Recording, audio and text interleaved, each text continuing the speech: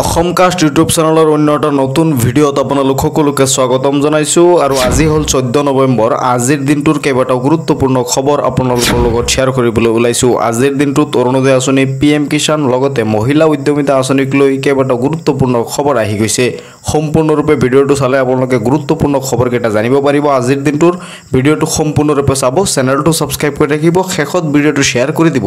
যাতে খবৰসমূহ সকলোৱে চাব পাৰে। দিব বিচাৰিছোঁ আজিৰ দিনটোৰ প্ৰথমটো খবৰ। মধ্য অসমৰ বেদখলকাৰী সাৱধান, বেদখলকাৰীয়ে এৰিব লাগিব হাজাৰ হাজাৰ বিঘা ভূমি।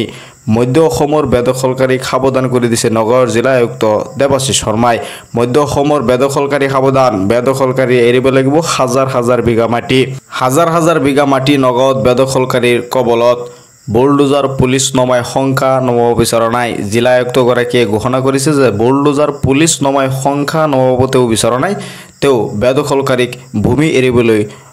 ইতিমধ্যে নিৰ্দেশ দিছে। পূৰ্বে 2 মাহ পুনৰ এমাহ সময় দিয়া হৈছিল বেদখলকাৰীক। নিৰ্দিষ্ট সময়ৰ আগেয়ে মাটি খালী কৰি দিলে মংগল হ'ব বুলি ইতিমধ্যে জিলা আয়ুক্তগৰাকীয়ে ঘোষণা কৰিছে। বুলডোজাৰ চলাই উচ্ছেদ চলাব আমাক বাধ্য নকৰাব। কলং সোণাই পাৰৰ চৰকাৰী মাটি এৰিব লাগিব বেদখলকাৰীয়ে। কেৱল 1500 বিঘা বনাঞ্চল ভূমিতে আছে অবৈধ দখল। চহৰে গাঁৱে শ বিঘা চৰকাৰী মাটি বেদখলকাৰীৰ কবলত। বেলগুৰি, কছাৰীগাঁও, ৰূপহী, বকতগাঁৱত ভয়াৱহ বেদখল। বেদখলকাৰীৰ কবলত ৰৌমাৰী, বেৰবেৰী বিল, হালনপুৰী। মাটি নেৰিলে টুকটুকি, আহোমগাঁও, গেৰেকনি বিলতো চলিব উচ্ছেদ অভিযান। মধ্য অসমৰ বেদখলকাৰীলৈ বিশেষ আহ্বান IAS দেৱাশিষ শৰ্মাৰ। হাজাৰ হাজাৰ বিঘা মাটি নগাঁৱত বেদখলকাৰীৰ কবলত। দিব বিচাৰিছোঁ আন এটা গুৰুত্বপূৰ্ণ খবৰ, আৰু এই খবৰটো মহিলা উদ্যমিতা আঁচনিক লৈ ৰাজ্যৰ মুখ্যমন্ত্ৰীগৰাকীয়ে ঘোষণা কৰিছে যে পদপথৰ ব্যৱসায়ী আৰু আত্মসহায়ক গোটৰ মহিলাসকলৰ বাবে আহি গ'ল ভাল খবৰ। 10,000 টকা লাভ কৰাৰ পিছতে এইবাৰ পাব নতুন সুবিধা। যিসকলে নেকি 10,000 টকা পাইছিল সেইসকলে এইবাৰ আৰু এটা নতুন সুবিধা পাবলৈ গৈ আছে। যে পদপথৰ ব্যৱসায়ী আৰু আত্মসহায়ক গোটৰ মহিলাসকলৰ বাবে আহি গ'ল এটা ভাল খবৰ। 10,000 টকা লাভ কৰাৰ পিছতে এইবাৰ পাব নতুন সুবিধা। যিসকলে নেকি 10,000 টকা পাইছিলে সেইসকলে এতিয়া 10,000 টকা পোৱাৰ উপৰিও আৰু এটা নতুন সুবিধা পাব। সুবিধাটো হ'ল গুৱাহাটীত নতুন বেণ্ডিং জ'ন সৃষ্টি কৰাৰ বাবে পৌৰ নিগমক নিৰ্দেশ দিছে ৰাজ্যৰ মুখ্যমন্ত্ৰী ডক্টৰ হিমন্ত বিশ্ব শৰ্মাই। বেণ্ডিং জ'নসমূহত মহিলাসকলক ব্যৱসায়ৰ বাবে দিয়া হ'ব সুবিধা। বৰ্তমান থকা বেণ্ডিং জ'নত সন্দেহজনক লোকক খেদি পঠিওৱা হ'ব। তাৰ ঠাইত আত্মসহায়ক মহিলাসকলক দিয়া হ'ব সুবিধা যাতে তেওঁলোকে ব্যৱসায় কৰিব পাৰে। ইয়াৰ দ্বাৰা মহিলাসকলে লাভ কৰিব লাখপতি হোৱাৰ সুবিধা। ডিব্ৰুগড়, শিলচৰতো গ্ৰহণ কৰা হ'ব এনেধৰণৰ ব্যৱস্থা। ডিব্ৰুগড়, শিলচৰতো এনেধৰণৰ ব্যৱস্থা গ্ৰহণ কৰা হ'ব যাতে মহিলাসকলে ব্যৱসায় কৰিব পাৰে। মুখ্যমন্ত্ৰী হিমন্ত বিশ্ব শৰ্মাই কৰিছে ডাঙৰ ঘোষণা। যিসকলে নেকি আত্মসহায়ক গোটৰ 10,000 টকা পাইছিলে সেইসকল মহিলাক এতিয়া ব্যৱসায় কৰিবলৈ সুবিধা দিব ৰাজ্যৰ মুখ্যমন্ত্ৰী ডক্টৰ হিমন্ত বিশ্ব শৰ্মাই। এনেদৰে তেওঁ আত্মসহায়ক গোটৰ মহিলাসকলক এটা ভাল খবৰ দিয়া পৰিলক্ষিত হৈছে। পদপথৰ ব্যৱসায়ী আৰু আত্মসহায়ক গোটৰ মহিলাসকলৰ বাবে আহি গ'ল এই ভাল খবৰ। 10,000 টকা লাভ কৰাৰ পিছতে এইবাৰ পাব সুবিধা। দিব বিচাৰিছোঁ আন এটা গুৰুত্বপূৰ্ণ খবৰ। মাননীয় মুখ্যমন্ত্ৰী ডক্টৰ হিমন্ত বিশ্ব শৰ্মাই ৰাজ্যত মহিলা সবলীকৰণৰ দিশত সূচনা হোৱা যুগান্তকাৰী যাত্ৰা অব্যাহত ৰাখি আজি গহপুৰ সমষ্টিত সৰ্বমুঠ 36,834 গৰাকী হিতাধিকাৰীলৈ মুখ্যমন্ত্ৰী মহিলা উদ্যমিতা অভিযানৰ অন্তৰ্গত 10,000 টকাৰ প্ৰাৰম্ভিক পুঁজিৰ চেক প্ৰদান কৰে। গহপুৰৰ সমষ্টিত শ্ৰীমতী পংকজ হাজৰিকা, শ্ৰীমতী ৰণিকা বসুমতাৰীৰ দৰে বহু মহিলা হিতাধিকাৰী এই আঁচনিৰ জৰিয়তে স্বাৱলম্বী হ'বলৈ সক্ষম হৈছে। উল্লেখ্য যে আজি 13 নৱেম্বৰত ৰাজ্যৰ মুখ্যমন্ত্ৰী ডক্টৰ হিমন্ত বিশ্ব শৰ্মাই 13 নৱেম্বৰত কি কৰিছে, গহপুৰ সমষ্টিত সৰ্বমুঠ 36,834 গৰাকী হিতাধিকাৰীলৈ মুখ্যমন্ত্ৰী মহিলা উদ্যমিতা অভিযানৰ অন্তৰ্গত 10,000 টকাৰ যি প্ৰাৰম্ভিক চেক আছে, প্ৰথম কিস্তিৰ ধন আছে, সেই প্ৰথম কিস্তিৰ ধন মুকলি কৰিছে। আপুনি টকা পাইছেনে নাই বা আপুনি কোন জিলাৰ পৰা হয় বা আপুনি টকা কেতিয়া পাব কমেণ্টছ কৰিবলৈ নাপাহৰিব। ইতিমধ্যে বহু মহিলাক মহিলা উদ্যমিতা আঁচনিৰ যি প্ৰথম কিস্তিৰ টকা আছে সেই প্ৰথম কিস্তিৰ টকা ৰাজ্যৰ মুখ্যমন্ত্ৰী ডক্টৰ হিমন্ত বিশ্ব শৰ্মাই বিতৰণ কৰিছে।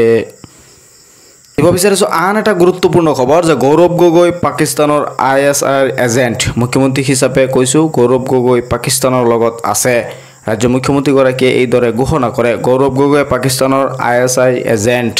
গৌৰৱ গগৈৰ পত্নী অলপ বেছিকৈ ISI এজেণ্ট আমাৰ হাতত বহুত প্ৰমাণ আছে বুলি ৰাজ্য মুখ্যমন্ত্ৰী ডক্টৰ হিমন্ত বিশ্ব শৰ্মাই ঘোষণা কৰে অক্টোবৰ নৱেম্বৰ মাহ দুটা বিষয়টোৰ পৰা মই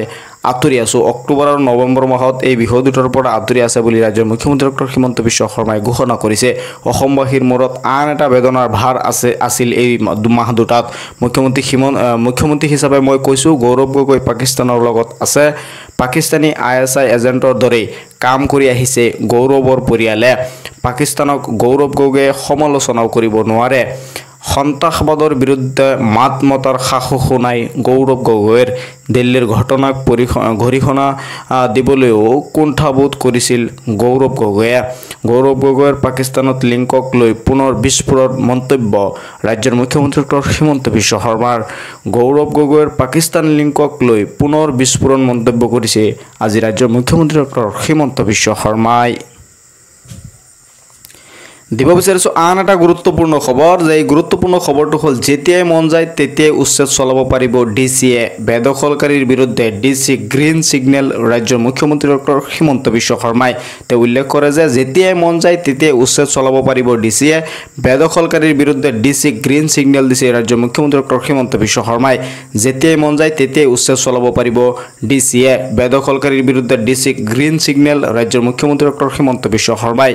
যিকোনো মুহূৰ্তত উপায়ুক্তই চলাব পাৰিব উচ্ছেদ অভিযান অবৈধ আৰু সন্দেহজনক দেখিলেই উচ্ছেদ চলাব পাৰিব উপায়ুক্তই ডিচিক চৰকাৰে দি থৈছে অনুমতি